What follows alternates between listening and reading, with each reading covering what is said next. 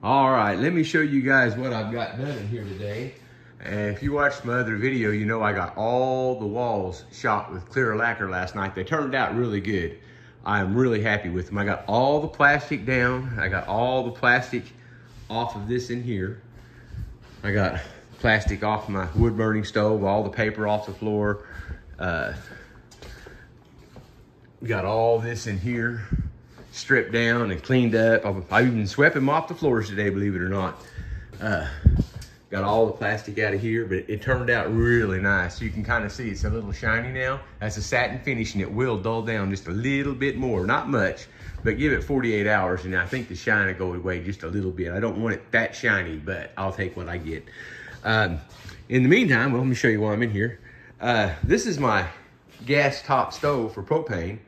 Actually, I bought it right at a year ago so I could have measurements when we were building the countertops and stuff. Getting ready to build the cabinets, I went ahead and bought it.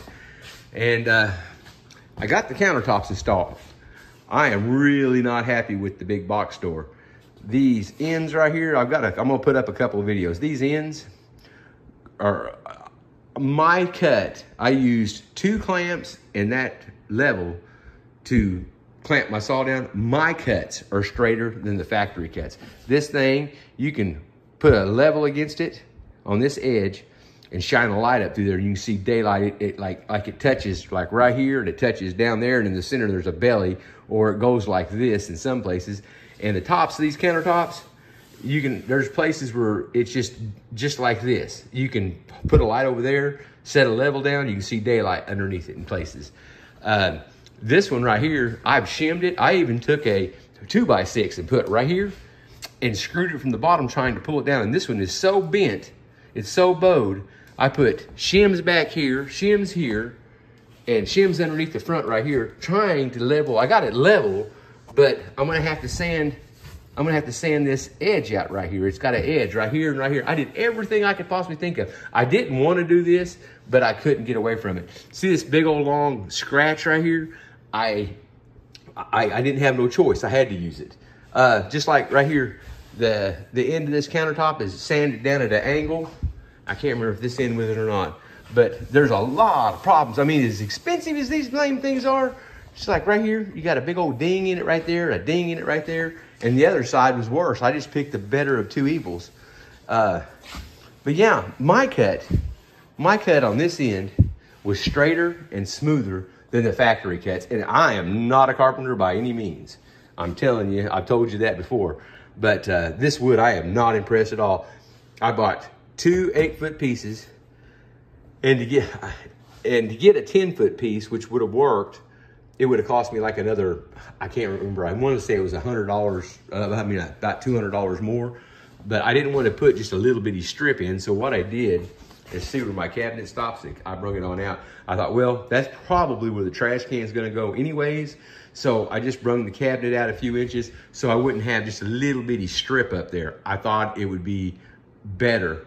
What I'm going to do is let this set here tonight and see if maybe I put screws everywhere. I could put screws from underneath pulling it down here on both sides, here and here, and both sides here and here and here and here. Just everywhere that I could put screws through these blocks like this, I put screws.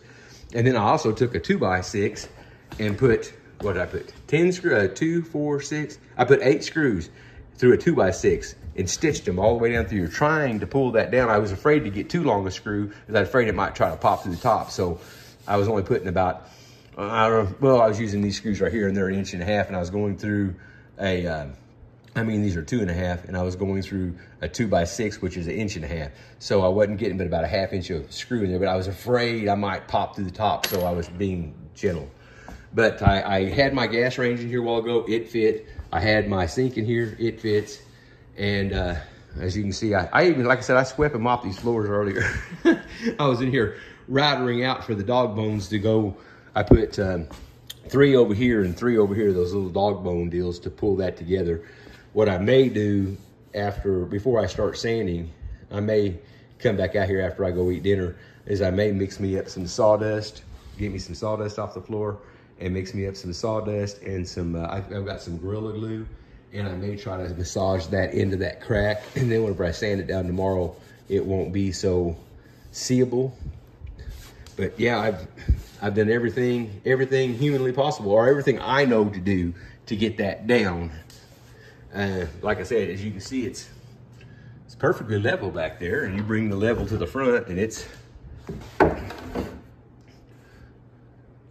perfectly level right there. It's just this center. That board is just so warped. I laid a piece on the floor a while ago. I thought my cabinets were all out. I laid a piece on this floor, and I shot this floor with a laser. I know it's absolutely perfectly level. And you could, like a teeter-totter. A 4x8 sheet, I mean, a 25 by 8 foot long piece of this was acting like a teeter-totter. It was so unlevel. It's just amazing how unlevel it was. But it's hard to see it like this, but boy, you can sure feel it. You can sure enough feel it. But I just thought I'd bring y'all in and show you what I got done today. I started, you know, well, I had my alarm set for 5 a.m. and I didn't hear it go off. I'd already had breakfast and a cup of coffee and was out here before 5. And it is almost 5:30 right now. So I am gonna turn off the lights, turn off the air conditioner, get out of here. I've got to go do some work in the morning on a A-frame cabin, on a deck, and a wall, do some power washing tomorrow on that stuff. And I'm gonna try to get that done early in the morning, and then I can get back up here and I'm gonna, oh, and another thing, these things are just as hairy. And it's horrible how little sanding they did on this. See, there's another big old ding. If it wasn't for the fact that the sink's gonna cover that up, you know, that'd be real ugly. It's a shame that for that amount of money, you can't get a quality product. You know, see, back here. I mean, those won't be so seeable because I'll have a thing back here. But, you know, it's just, I don't know, it's just frustrating. You spend hard-earned money. It was over $700. It was $750 and something else. I can't remember. But that's a lot of money for 2 4x8 sheets of this stuff, and then 2 of these for the back. And you can't really look at them in the store because they're all covered in this plastic, and the ends are covered in cardboard, so you can't see anything. If they're going to cover them up like that, they ought to put foam at each end, and all the way around it, just act like it's a piece of glass if they're going to charge that blame much money for it. It's just nuts. But anyways, I'll get off here, though you guys are tired of listening to me gripe. You have a good day. Thanks again.